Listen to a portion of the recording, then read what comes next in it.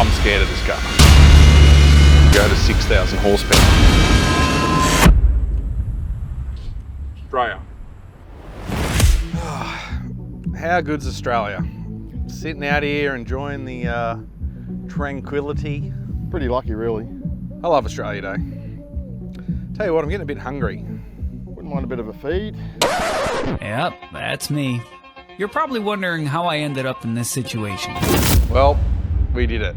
We bought possibly the stupidest thing I could find on Marketplace. And not only is it stupid, it's extremely, extremely dangerous. There's not a lot of vehicles I've sat in or worked around or that actually scare me. And I'm telling you, this is the one.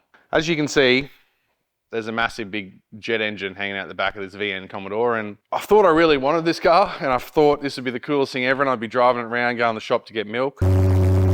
But turns out I'm scared of this car. Let me show you what we're working with here.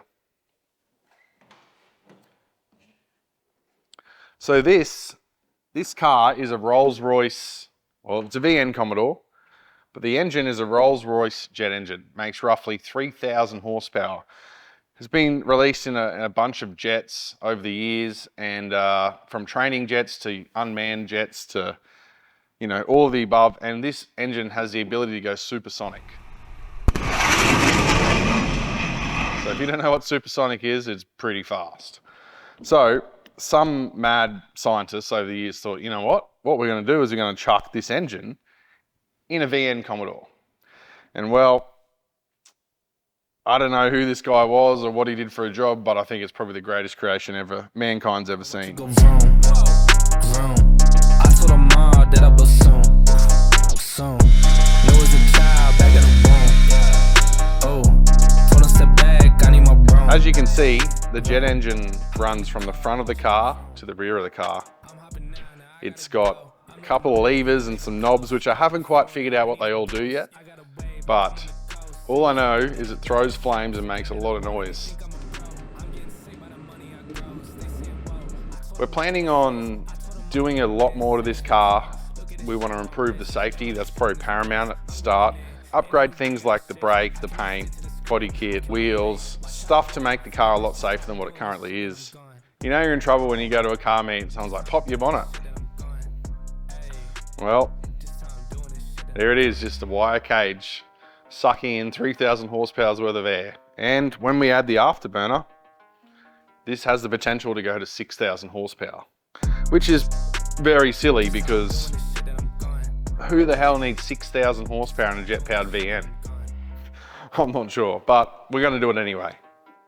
So apparently this thing here is the oil. So the oil, what the oil does is feeds all the bearings inside the motor, keeps the motor from failing. So we probably should definitely check that oil level and make sure we don't run out of oil. It's probably a good thing. There's some sort of engine mount stuff going on here. Looks like it's all there. Looks like it's ready for 3,000 horsepower. Maybe not. Kirky race seat, you know, nothing but the best. You know, when you're going 300 miles an hour, you definitely want to feel safe in your Kirky. It doesn't have a seat belt, but you have a Kirky. So whatever that means. Once again, the era of steering wheels. I had this exact steering wheel in my VS Commodore Ute, but this is translated into the VN. A lot of early Commodores run this very type of steering wheel. Makes me feel at home, makes me feel a little bit safer when I'm cruising down at rocket speed and I've got something familiar to grip onto. So normally where the rear seat would go, we've got a box. And basically the box says danger, high voltage, and I've been instructed not to touch that. So they said definitely don't touch this thing. Do not touch this one. Because apparently that has enough power to kill multiple humans. So we're going to avoid touching that box. As I said, I'm not really sure what it does. I just know it's dangerous. Don't touch it. As you can see, the interior is pretty nice. Weight reduction, we're all about speed. Light is fast, remember? Now, possibly the sketchiest part of this car, well, obviously apart from the jet engine, is the fuel tank. So the fuel tank sits where the passenger would. And as you see, they've upgraded the interior in the front to make it look nice. But basically, we've got a 100-litre fuel cell. And this 100-litre fuel cell doesn't have a pump. You just put an air fitting onto the tank and basically put 15 PSI in it, and that pumps the fuel into the engine. I don't know if that's how jets normally run. I'm not assuming so, but in my eyes, that's pretty sketchy. So, hey, at the end of the day, there's nothing not really sketchy about this car, so why stop there? So this system runs on 24 volt. So we've got 2 big boy batteries up the front, which I sort of half charged yesterday. Hopefully they're charged enough. And there's a bit of a sequence with fuel taps, throttles, starter motors, firing sequences. It all goes on. Hopefully I can remember what the guy told me. I was really excited. You know when someone's telling you something important, but you're too excited to do something else and you're thinking about what this jet car is going to do instead of listening to the guy about how to start the jet car? Well, that was me. So unfortunately, we're just going to have to wing it, but we should be able to get it to run. It's got things like exhaust gas temperature and EGT. So basically we know what temperature the motor's running at. I don't know what the temperature's meant to be. I just know what it's running at, so I can tell you, but I don't know if that's good or bad, realistically. We've got a fuel tank. For some reason, the fuel tank works. It's pretty low. Should be enough for a startup. Oil pressure, not sure if it works. This is a MGL, some sort of plane gauge. It lights up and says numbers. I don't know what the numbers mean, but they're on there. And then we've got things like the throttle. There's a whole bunch of cables and wires and lines and stuff fitted to the motor. Once again, I have zero idea what any of this stuff does. But all I know is this thing starts and it makes noise and it sounds like an aeroplane. And if it does that, that's good enough for me. All right, now back to the bar. Tell you what, I'm getting a bit hungry. Wouldn't mind a bit of a feed. Near Bunnings, could do with they do a bit of a sausage on a Saturday morning, Friday mornings, every morning. Every morning, well not every morning, but I've got some sausages in here actually. And you know what, I don't like the way they cook their sausages. They're very old school barbecue, like, come on mate, it's 2024. Bit undercooked, need a variant. Tell you what, I got an idea. Think about it, what are we doing? Follow me. All right. You got some sauce and bread and everything? You know. I'll tell you one thing, we're out of this private testing facility and you know, I'm all about safety. So I thought, get myself some gloves. And this is how you cook sausages in Australia on Australia Day. Now, we're all about safety here. If anything should go wrong, we'd like to be prepared. So the gloves and goggles are a must. I don't really want to drive this thing because it's pretty dangerous. So what we've done is we've got Andy down here.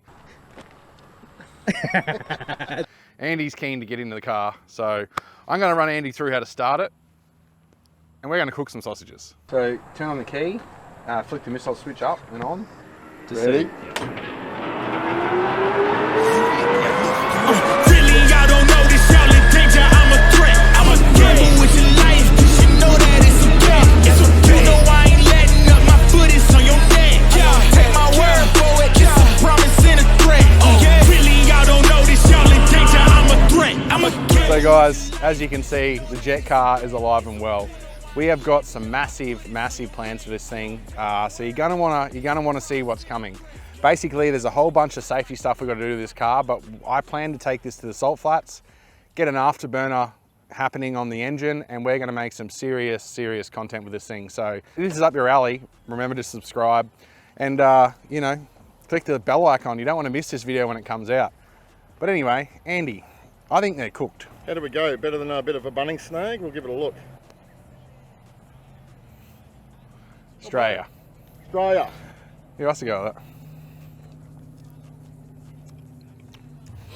Australia. From us at LUXIFER, happy Australia Day. Hope you enjoy your day. Aussie, Aussie, Aussie. Oi, oi, oi. Happy Australia Day.